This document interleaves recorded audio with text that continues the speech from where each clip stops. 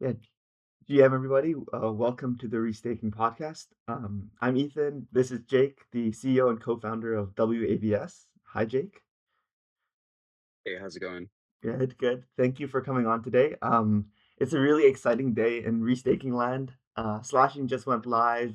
AVSs are starting to get product market fit, so it's going to be a really good convo. I guess just to kick things off, yeah.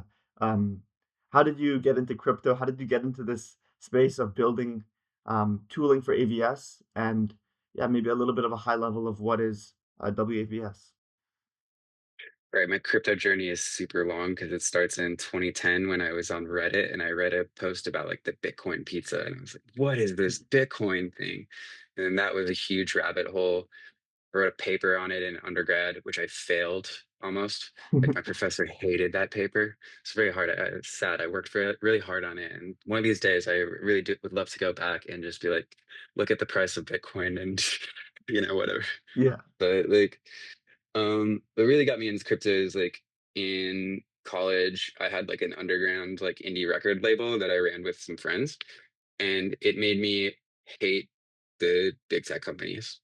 Like you had companies like, you know, Apple Music and Spotify, and they were just like ripping off artists. Like we'd sell a song for $1 on iTunes, and we'd see like 30 or 40 cents of that, right? Because you have the Whoa. credit card processing fees, then Apple takes a 30% cut, and Spotify paid like artists like basically like $0. And this all just made me pissed. I was like, we're shipping files over the internet. Why are these middlemen like taking all our money from like our artists, Like Mhm. um so that just made me a militant, like that planted the seed of, militant open source decentralization in me. I went to grad school at Berkeley, where I actually wrote my thesis on decentralized content distribution, and worked on a lot of really cool like open source stuff. This is pre-Ethereum, so I was part of like Bitcoin Club there. When Ethereum came out, that was like really that was that was the moment because like we had a bunch of like interesting like ideas of like this could be possible, but when smart contracts allowed for programmability, that was really next level. And I was really lucky to be in the Bay Area during that time when like working at the same like office that like Gnosis was like working out of, and like got to meet a lot of these like be a part of like that like early like kind of Ethereum kind of scene. I almost did an ICO in 2016, but I didn't, Whoa. which was a mistake. Should have done it. We could have But not been here today. well, yeah, that's I think it all worked out for the better. At the time, I was like, I'm going to build a real product and then do an ICO Mm. instead of just write a white paper. And I think that was the right idea, but it was wrong. It was the wrong decision at the time because by the time I got around to like actually, you know, fulfilling that, it was too late. Um, in late 2017, I like was like kind of annoyed at Ethereum a little bit because there were like a bunch of scaling issues around CryptoKitties. This is like pre rollups, pre like anything, right? And the CryptoKitties was just like making the network unusable. Um, and I went to a talk at UC Berkeley, and there was Sunny from Osmosis was talking about Cosmos and the Internet of Blockchains and proof of stake. And this was all really sci-fi technology at the time. So that sucked me into Cosmos.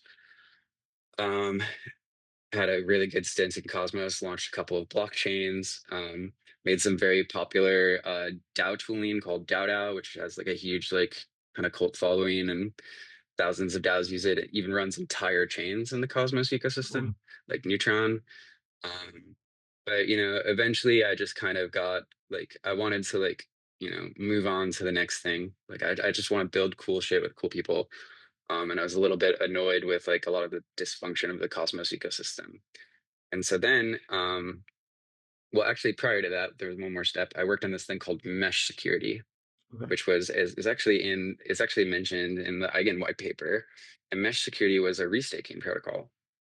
It served a slightly different purpose, because it was all about like interchain security. So if you had Mm. two chains, right, how can they like form an alliance with each other? Like how can they restake to each other to like boost their mutual security and like kind of form alliances and like shared rewards and stuff like that.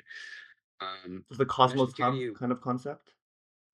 Or no? No, I missed. Cosmos Hub had their own alternative concept, which is why mesh security didn't go anywhere. I see. It's actually mesh security was actually finished. It's just sitting there in a GitHub repo somewhere, but it was never audited, so no one actually wound up using it. Oh, And instead, they put tens of millions of dollars into their ICS product, which no one wanted to use, and mm, is a complete ghost town today. And their biggest chain just left. And well, we don't have to get into yeah. Cosmos, but I think the thing for me when EigenLayer came out is like, because we were thinking about like restaking in the context of like securing chains, and then EigenLayer had this vision of AVSs, right? Of verifiable off-chain services. And to me, that was like a really like aha moment where it was like, whoa, this is the future. Like smart contracts, like I'm all about apps and like building full stack decentralized applications. And smart contracts have so many limitations. They're actually pretty dumb. Like they can only do so much compute. They're not aware. They can't react to anything else that's happening on chain. They're not responsive, right? Um, and to me, like especially like building a lot of governance tooling and stuff, I was constantly butting up against the limitations of smart contracts. Like you can't build things like liquid democracy in smart contracts because you're going to run out of gas. Mm, If I delegate to you and you delegate to someone else, and you like it's too much compute to do. Incentive mechanisms, right? Incentive mechanisms are one of the most interesting things about crypto. We're very limited in the design of incentive mechanisms because of the limitations of smart contracts, right? I cannot make an incentive system that takes into account your behavior across many different chains, right? I can't make it like basically our incentive systems are the same that they were in like DeFi Summer, which is like put tokens in a vault or a staking contract and everyone gets the same amount of rewards, mhm, right? But I wanted to make like incentive systems that were much more like dynamic and novel and can take into account like on and off chain behavior, right? mhm, Um, so like ultimately, like I got into making waves because I want to make like some really next level stuff, which is the secret project that we don't talk about. mm, Um, because we have to make waves in order to like enable like cooler things, right? Or we have to make verifiable off-chain services and make that all work so that we can get really to the new paradigm of decentralized applications, right? And just to close out this thought, like back in like even 2014, pre-Ethereum, we were talking about decentralized Uber, right? for sure. And the fact is, you can't make decentralized Uber on even the fastest chains right now, right? And the reason is you just don't have enough compute in smart contracts, right? How are you going to do the matching algorithm, right? Like, how are you going to do like, yeah, or decentralized social is another use case, right? We've been talking about since this beginning of crypto, right?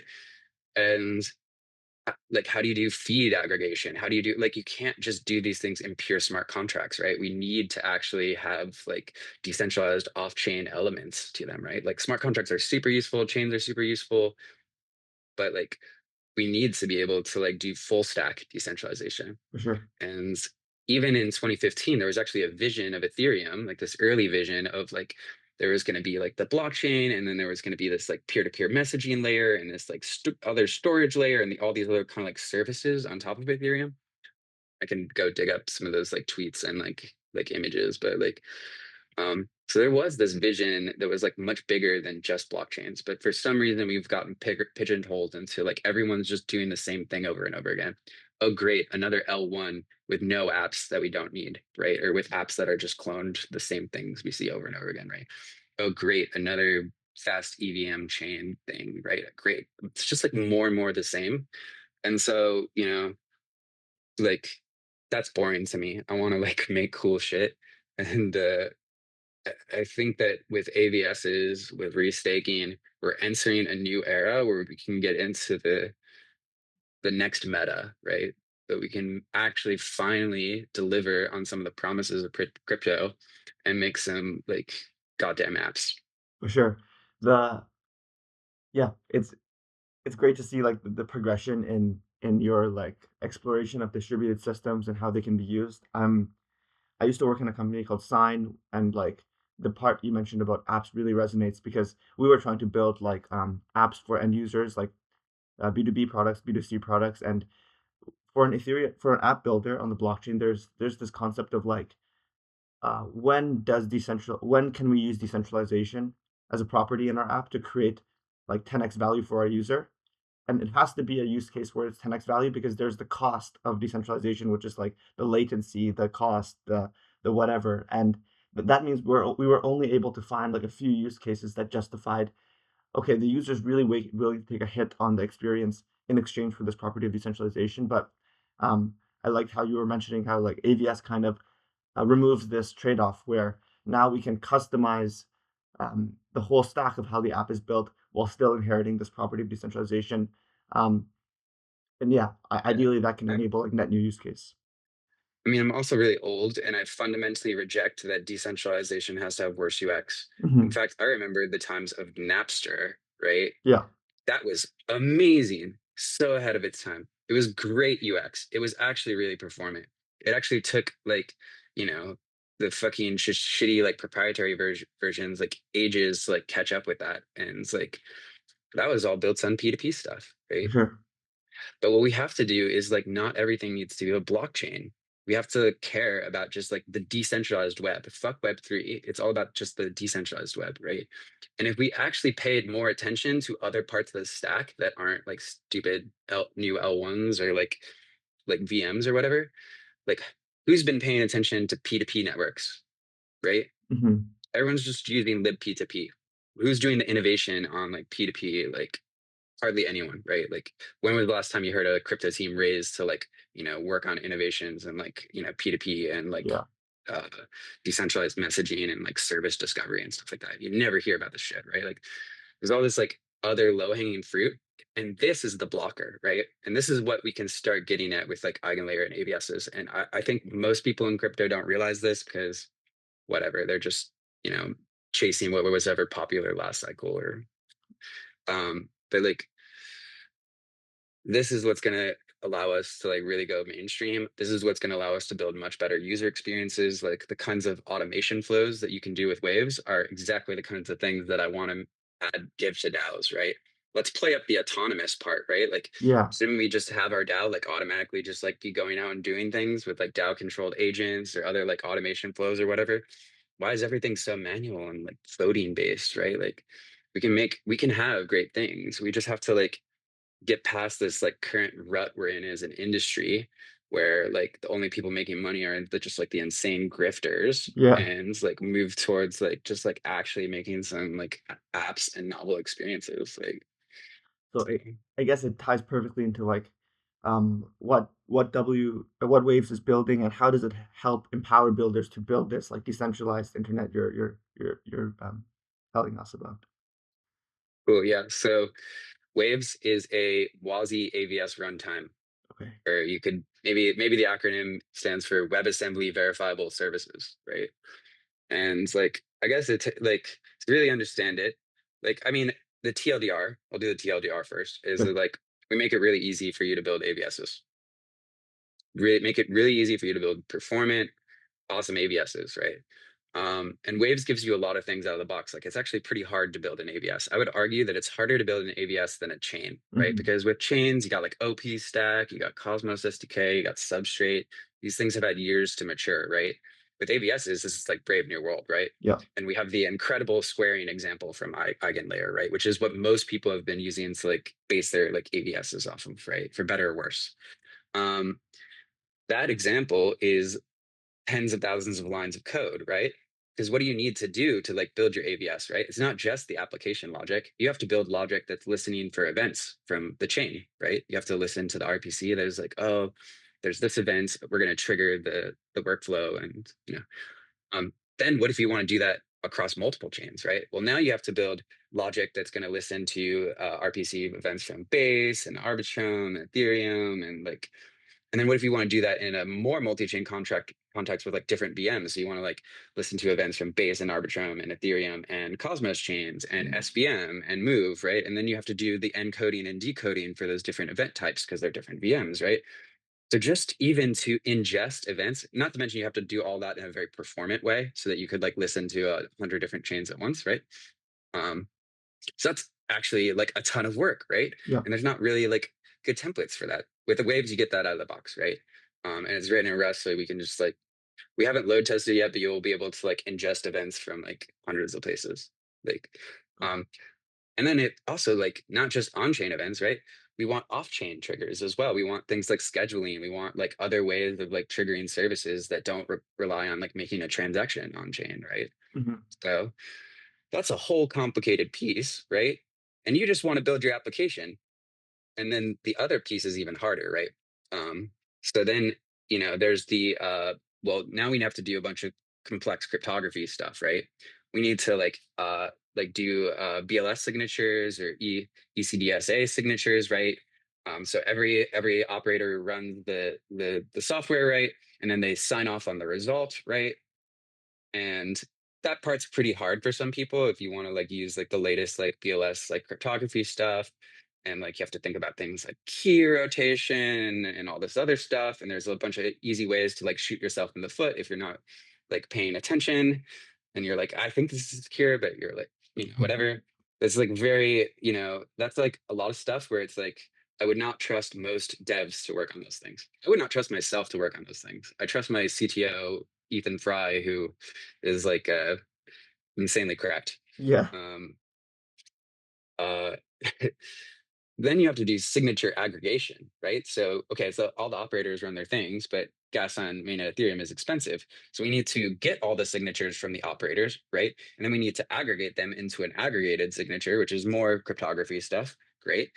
And then we need to do the submission logic for submitting it on chain. And what if you wanted to do the submission logic across multiple different chains? Like I want to have a service where an event from Ethereum triggers something to happen on Base, right? So that's like an insane amount of stuff that teams have to build in order to build AVSs. Not to mention you have to keep up with the latest eigenlayer changes and make sure you're using the right contracts for like rewards and slashing and like all this is so much work, right? And that's not even just like the application work, right? Like because you still have to build your application. Yeah. So what Waves does is it gives you all that out of the box, and then you can just focus on your application logic. Makes sense. So as the builder, if I'm like understanding correctly, the flow is going to be something like um, hop onto Waves. There's some few templates and tooling existing. I write out some application logic in Rust. I grab a few operators, and I'll be able to like interoperate with events from many different blockchains, and away we go. Is that kind of like what is the flow Kind from a of. builder's perspective? I think we're actually going to support two flows, right? Okay. Because I want to get to the world of, we've been talking about decentralized AWS for a while, right? But launching an AVS is not decentralized AWS, right? In AWS, I can go and I click a button, right? And my cloud function is running. It's like instantly running. It takes like maybe a minute, right? And Yeah. sometimes less, right? And to launch an AVS, it's like a 5, 6 month process, right? Because I have to like, first of all, build the AVS, which is a lot of work that we already talked about, right? Then I have to go out and I have to go talk with operators and restakers, right? And get enough like activity, like I have to do all this coordination, right? And then I have to like distribute the binary to like all the operators and they opt into the service. And like, this is not click a button and it's running, right? Hmm. But with Waves, we can support click a button and it's running because what Waves is it's a WASI runtime. And WASI is a new containerization framework. In fact, the founder of Docker said if WASI existed, we wouldn't even have built Docker, right? Well, Um, and I'm super excited about WebAssembly and WASM because it enables full stack decentralization. You should be able to run protocols everywhere, even in your browser. And at some point, not it doesn't work right now, but at some point, people will even be able to run Waves nodes inside of their browser on their devices, right? well, WASM is the only way we're going to get privacy, by the way, right? ZK does not necessarily equal privacy. The only way it's private is if you shield the inputs, right? So if you generate the proof on your local device and you don't send those over a server anywhere, right? Then it's private. mhm, And how are you going to do that with like SP1? Well, you can't really do that these days, right? Like, you can't do it in browser or in like, like an iPhone app or whatever. And so like there is a lot of innovation that's happening in like ZK WASM tooling. There's the Amazon and Microsoft are putting hundreds of millions of dollars into things like WASI, WebAssembly System Interface, because it's going to save them like 50x on cloud costs because it's like that much more efficient than Docker, right? And at the end of the day, that also means better economics for operators as well. mhm, Like, how do we make it so that a AVS operator can run more stuff on a single box, right? More services on a single box rather than these running all these like fat Docker image that also, yeah, they have to be running 24/7, 365 because they have a 3, 5, 10-second spin up time. Each Docker image has a whole Linux operating system in it, which is a lot of overhead. Hmm. And so Docker containers don't start instantaneously, right? And so you have to leave them idling and running and wasting resources, right? But WASI, on the other hand, has like micron second like startup time. Whoa. Like you're just like you just load it from disk or from memory, boom, run it. There's no startup time. So like that allows for like much more efficient like resource utilization. Um, so the cool thing about Waves is it's this WASI runtime, right? It's basically a containerization thing. And then you can dynamically deploy new services to it. So we're actually going to support the UX where you can write a Waves component, and then you can just go in and click a button and upload it to an existing operator set, and it just starts running, Whoa. right? Yeah. AWS, decentralized Yeah. AWS. So Um, we are going to have like each Waves instance has this capability, right? We're going to have like a bunch of Waves instances where you're just going to be able to like try it out and deploy stuff and like ship something in prod in like 10 minutes, right? Um, we've talked with a lot of AVSs that want that kind of flexibility. But we also, Waves is going to be open source, and we will support you. You'll be able to just use Waves to build your own AVS if you want to like recruit restakers and operators and things like that as well. So those are the two paths, right? There's kind of be these kind of like hosted instances of various different AVSs, and you'll be able to just like deploy different components there and attach some rewards and stuff so that people actually run them. And then there's going to be like using Waves to like launch your own AVS with restakers and operators and stuff. And another key thing about this is it really reduces the overhead on operators and the core teams for upgrades, right? mhm. So if I want to upgrade my AVS, I want to add a new feature. I want to add a new prediction market, a new Oracle. I want to add a new sort of like Web 2 verification thing, like verify your Twitter account, right? So we go and we work as a team, right? And then we like build the new version, and then we ship out a new Docker image, right? And we have to like go in our Slack channel and just be like, hey, operators, go like at block height, blah, blah. We're going to do a coordinated upgrade to the new like image, right? And then there's all this back and forth, right? And like every time you want to add a new feature, you have to do that workflow. You have to go in the Slack channel. You have to talk with the like the other people. You have to coordinate like an upgrade time. Like there's so much overhead, right? But with Waves, like as you deploy new features, you can just like update these components, like add new ones, like take down surfaces. Like you get this much more like dynamic AVS environment to like program in. I really hope that's going to improve the developer experience a lot. Yeah, and like the better the developer experience, the lower the cost, the lower the friction for operators, is the faster the innovation cycle. And like apps is like as you said, this is just the infrastructure you need to even build the app logic itself, and iteration is required for product market fit. So I'm excited for like these frameworks for builders to hop on these frameworks and actually start to like move fast and break things like that. Kind of like yeah, I think we have to talk about slashing. So when an AVS builder comes to you guys, maybe they have like an idea for like an excellent application, but maybe they're not like the best distributed systems designer. Like when they ask like, hey, how do I set up the slashing and rewards part of my AVS? Like, yeah, what would you tell them? Like, how does Waves help them handle that? I mean, like we're working like rewards is definitely like we are going to have first class support for rewards, and there's going to be some Waves rewards examples that are going to like drop in like a couple weeks. I've Exciting. already seen the first versions. They're pretty sick. Um, And, slashing is a little bit different though, because I think it's a little bit more design specific. It Sure. really kind of depends on your application, right? Um, and I think that, unfortunately, like, I think everyone's stupid about slashing, right? Everyone's really afraid of it. Oh, slashing. And like, they don't realize that like slashing is like actually the best thing ever. Like, and it like allows you to like I think everyone is just like thinking about slashing in terms of AVSs, and you can do like pretty easy stuff there in terms of like, like default, okay, uptime. right? Like, Yep. are you actually running the service, right? Cool. Uh, like no like double sign attacks or like detecting like malicious behavior, right? Like uh are you in consensus, right? Like things like that. um those are pretty generic ones that can apply to like most AVSs and like provide like decent coverage, right? In fact, a lot of the AVSs we talk to mostly just want like uptime at Got this it. moment, right? um, Now it's definitely certain teams that like have different requirements. Um, and it's a conversation, right? Like I think it really just depends on like the type of AVSs that you're trying to build. But we are, as slashing is now live, as we can start getting like more and more teams thinking about building it, we are gonna get like a lot more templates similar to like what we're doing with rewards, where it's like here's just like it's some generic like slashing conditions that can be useful to your project, right? Um, but where I think it's actually really interesting, and you only seen, I actually talked with Shriyam about this like over a year ago. Um, I think that people don't realize that slashing is just not about, it's not just about AVSs.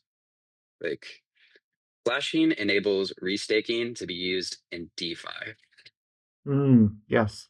I'm a DeFi guy. That's I like that. mic drop, mic drop. The crypto Twitter doesn't know about this. Slashing enables restaking to be used in DeFi. Slashing is a turbocharger for DeFi. Why? Because like I can basically like imagine like let's say I want to make like a game, right? uh, like a 2020 era like uh DeFi summer era game. Like we'll do tendies like a King of the Hill kind of game, right? Yep. Let's imagine, you could do gambling use cases with slashing, right?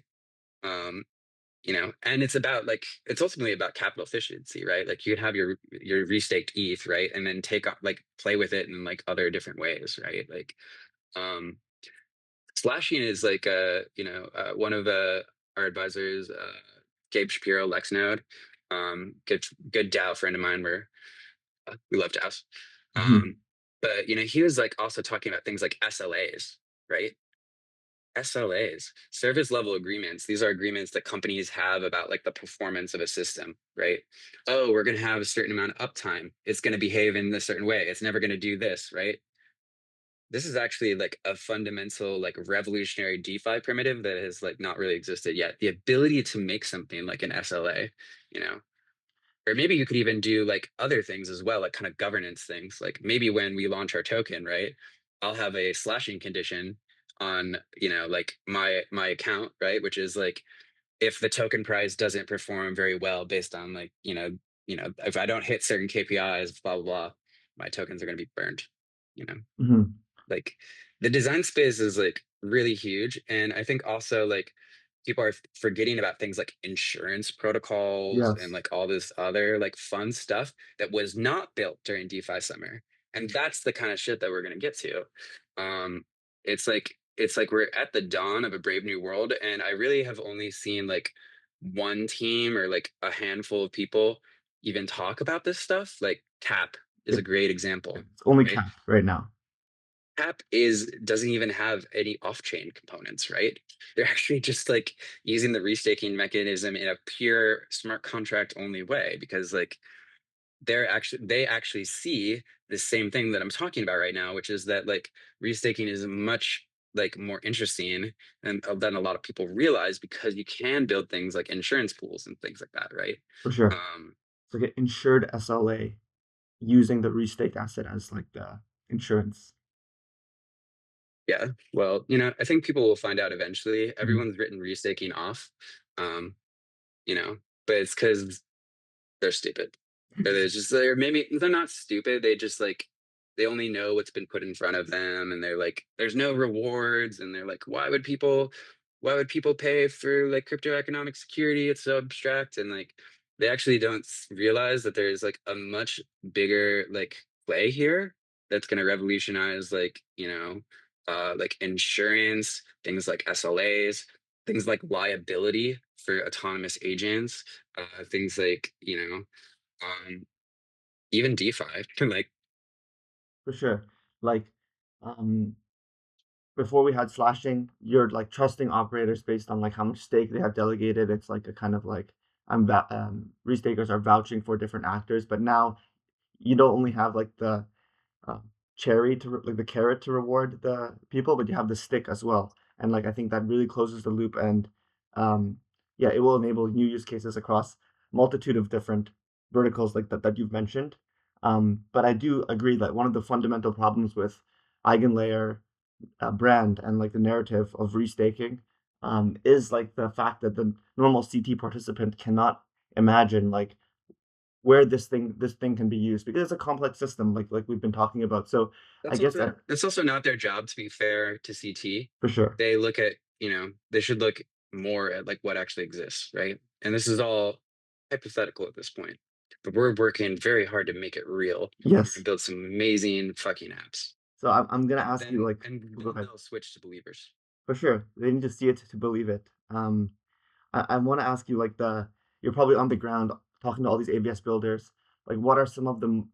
And as we said, AVS can span from decentralized Uber to CAP, which is like insurance for like complex financial strategies to generate yield. Like, what's the surface area is huge, and what are some of the interesting um, ideas, use case for AVS that you guys are excited about? Maybe you can show some like Waves AVSs. I think there's this huge interest in the long tail of oracles, right? Okay. Like we'll never compete with the chain links or the Umas of the world doing price oracles. Those are very sophisticated. They're much more sophisticated than people realize, and they're very sensitive. And but the long tail of oracles, like satellite data or Mm, game data, or like all this other kind of data that exists out there, that to me is like extremely interesting, right? Um, there is like SLAs, as I was talking about. There's insurance. There's things like RWAs, because RWAs also have their own like unique Oracle problems. It's like, how do I know that someone actually has the deed to the house? Like, yeah. how do I verify that? That's not on, like, you sure you can put it on chain, but like, how do I, like, you still have to interface with like various different like off chain like governance bodies that are like run by boomers. It's like, um, there is like, I think the one I'm most excited about, which basically all our AVSs are really interested in, and we're even working with some big ones on, which are going to come out, like we're going to announce those in the next couple weeks. Um, but rewards and incentive systems, right? Mm, Um, Kind of like what I was saying at the beginning, like incentives have just become like very boring. We haven't seen a lot of new mechanics since like DeFi summer. I feel like the last one I saw was like liquidity bonding with Ohm, right? mhm. Um, and it's like today, even today in 2025, most incentive systems are like lock tokens in a vault or stake them in a staking contract, and everyone gets the same amount of rewards. It's very boring. What if I want to like incentivize people based on their on-chain behavior? What Mhm. if I want to incentivize people based on their off-chain behavior? What if I want to do much more complicated like rewards calculation, like metrics and things like that, right? We're actually seeing a ton of interest in this use case in particular, and that's one I'm super excited about, is the potential of AVSs to revolutionize like incentive calculation.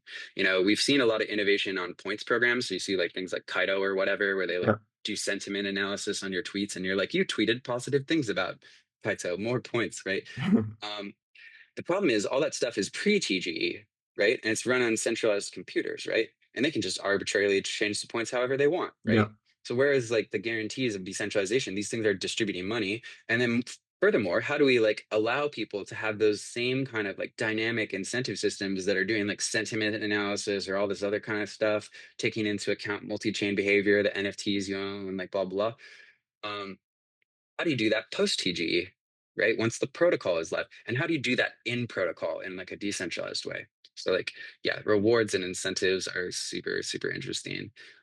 I'm obviously a huge governance nerd, and AVSs are going to unleash a wave of governance innovation that's going to make DAOs finally work, and every other like existing company look like boomer orgs. These dinosaurs need to die. Like, Mhm. um, and you can make things like liquid democracy. You can have things like DAO automation, like automated flows that happen. You can have oracles that take off-chain like data and like turn that into like voting power, or, like incentives, or like different kinds of metrics. Each DAO could even have its own like prediction market or like decision market based around it, with like custom market resolvers that are run by AVSs. Like, uh, and we haven't even mentioned like DAO controlled AI agents, right? Like, being able to like, in fact, that's something we're working with Hats Protocol on. Mhm. Is Hats Protocol is an amazing Yeah. roles and permission system, and we're making a like a version of Hats Protocol where you have well, we actually have a Hats AVS template. You can find it in the and from a link from our docs and our Layer Labs repos. Um, that allows you to make custom eligibility modules, right? So you could actually, in order to be eligible to get a certain role or a certain hat, you have maybe there's some off-chain criteria that needs to be checked, or like some activity on a completely different chain, right? Like, or maybe there's this thing called a toggle module, right? So like maybe like you can have some AVS that like enables a hat to like be active only under certain conditions, right? Mm. Taking into account on or off chain.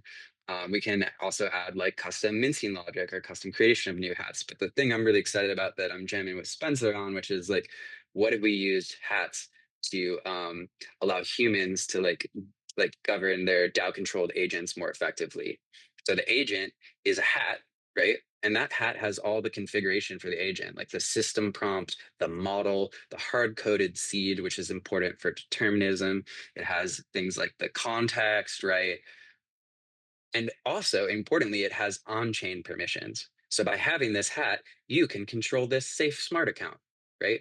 Got it. You can do this other on chain action, right? And they're coupled together. So that, like, to me, like, that's like, this is how we actually govern AI. This is how we keep like these systems accountable and verifiable and humans in the loop and like in control. For It's sure. a very important innovation. And then I'm sorry, I can just Keep, rattle off use go cases ahead. forever.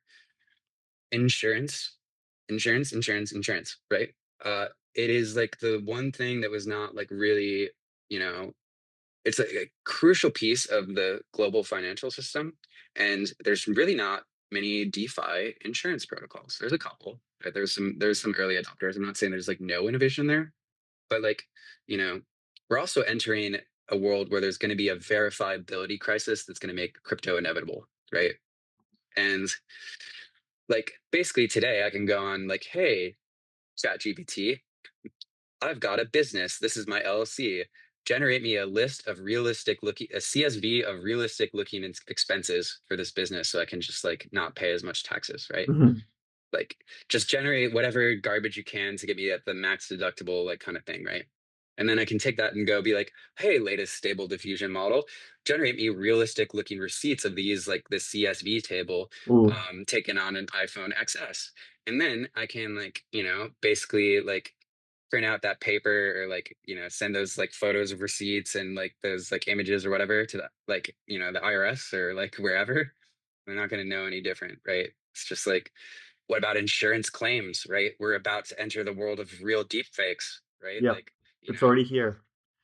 it's already here. And now the potential for insurance fraud is absolutely massive. We have the best tools we can to like actually just like make a bunch of like fake claims and like, no one's going to know any different. Mhm. And so we're like really at the cusp of this like verification process, right? Like, um, and I think actually insurance is a big thing that we need to make DeFi like really work, right? How do we cover the risk of systemic collapse? And as someone who lived through like the Terra collapse, fuck, Yeah, like, we need you it. know, it's like, and so like, I think people don't realize how much that is going to be transformative for the crypto industry as a whole.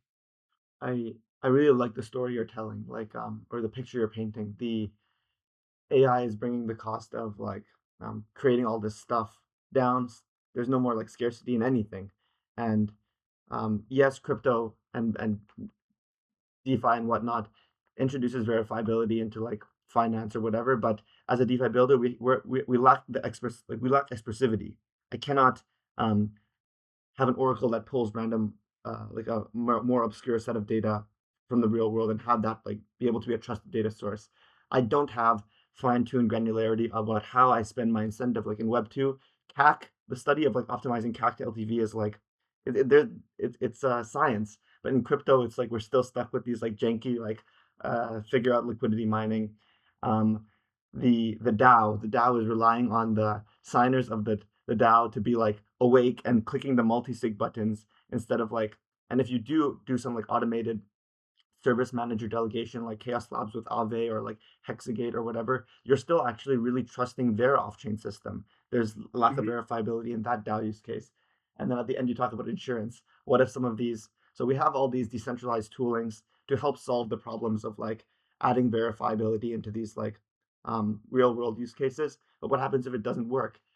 No one will use it if they're not going to be covered to the downside. And there needs to be a market for people to like bet on that downside. So to price that risk Mhm. properly.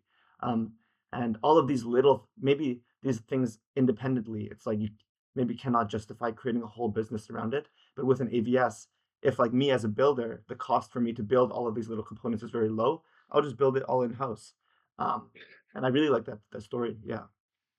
I think hot take, Okay. we're going to see most AVS adoption, not from people trying to build more infra stuff, but from existing protocols like Yes. Aave, like Lens, like, like Hats protocol, wanting to augment their protocol, wanting to like build more capabilities, right? Wanting to take, the certain systems that are just run by a certain company or whatever, and then really just bake that and integrate that deeply in the protocol in a way that's like truly decentralized. And um, I'm fucking excited. I'm So excited. Yeah, you need to get this into the hands of like these DeFi guys, like me and myself. Like, for example, yeah, I have faced every single one of the problems that we've just talked about, and like, yeah, if the lift is we're a lean mean team, but if the lift is low enough, we'll definitely build it in house if it's like going to be adding that marginal value to our user. And we already see this in Judo, where like Judo's the largest AVS right now that's like making the most money. I think this concept of like AVS is based, it's like DVN or like it's been used in many other different protocols. But like Jito tip router is like generating tons of fees. Um, uh, yeah, you're gonna, yeah. So I'm bullish on like existing I protocols mean, adopting. yeah, existing protocols like adding AVS elements to their protocol is another way that they can monetize and like make more fees and, importantly, just like expand the capabilities and reach of their protocol, right? For sure. Um, Anyone who's like, wanting to do things like decentralized social or like, complex like DeFi multi-chain like primitives or like intent systems, like they need to like take another look at restaking and AVSs because I agree. If not, their competitor will do it and beat them. Um, no, yeah, I really love that. I guess to wrap things up, is there anything you want to like share with our community? What to keep their eye on for what's coming from Waves, or anything else we okay. didn't get to discuss? Right. Well, key links WAVS.xyz Okay. is that's the main Waves website. You'll get links to like our GitHub and all the demos and the Foundry template. The Foundry template also has like LLM and cursor integration and all that stuff now. Ooh, So you can nice. literally just go in there and just be like, I want a thing that like, generates an SVG and like uploads it to like IPFS or whatever for this like dynamic NFT. We have a lot of demos, by the way, with prediction market demos. We have a Waves NFT demo, which is really sick. So it's like a dynamic NFT that can like update itself based on like on or off chain events, right? It can you. It's also like really great platform for like generative art, and we're working with some really amazing artists to like make some next level experiences for people. And then on Twitter, we are actually Layer on ETH. Okay. We have a really dumb company name called Layer. Okay. It's just Layer. Like our Twitter is currently Layer on ETH, and you should follow that if you want to find out about like the secret projects and some of the crazy crazy stuff that we're going to be doing. Because look, we just made waves so that we could make crazy stuff Got it. and make apps. Like we're gonna have some really fun games and stuff. So follow Layer on Youth. Check out wavs.xyz. There's a link to like our Telegram group and stuff like that. And like my DMs are like open on Twitter. I'm Jake Hartnell on Twitter. And yeah, always happy to talk to builders. Got it. Um, it's been a great conversation, Jake. Appreciate the time, and yeah, we'll see you next time. Thank you. See you next time. Later.